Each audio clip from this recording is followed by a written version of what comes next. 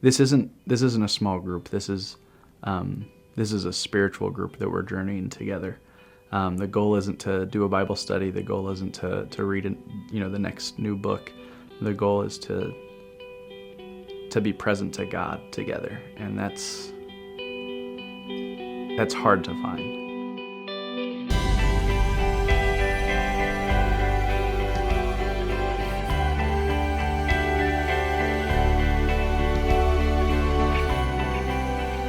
We have 99 churches in our area, but we were seeing very little real change, real life change in people. So with so many people who were attending churches, it seemed odd to us that more lives weren't being transformed and more people weren't experiencing the joy of Christ.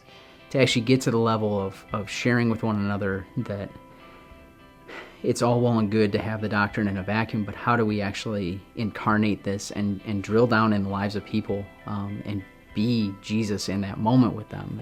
And that's the sort of thing that I would read about in Paul's letters and never knew what he meant by that. And I still don't think I know what he means by it in the fullest sense of it, but I'm starting to get a taste of that. And I just don't have as much patience for keeping things at a theoretical level. I want to see how love actually gets practiced in the context of Christian community, and not just talking about how we should be loving, but how do we actually love one another, and how do we bear with one another, and how do we practice forgiveness in our communities, and how do we practice acceptance.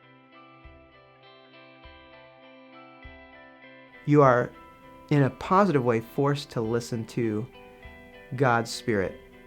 And in that listening, so oftentimes we're formed more deeply and at a deeper level than just thinking of the Bible verse that pops into your mind, or trying to help one another to solve their problem or figure out what their next action step needs to be. Instead, we're going to listen to God on your behalf, and we're going to be with you as you are being worked on by the Holy Spirit.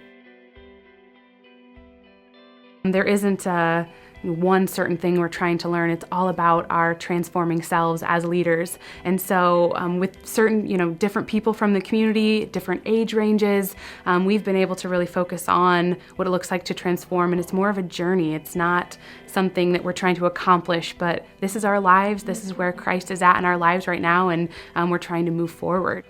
As I've become more self-aware, as I've cultivated room in my heart for the presence of God, I've also found that there's room in there for others.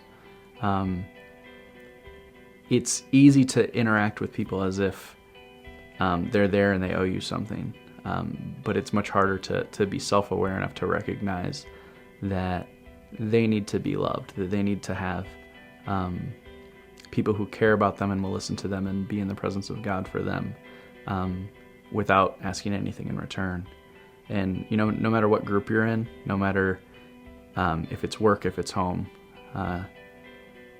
you can find room in your heart for the other, and that's a really beautiful thing.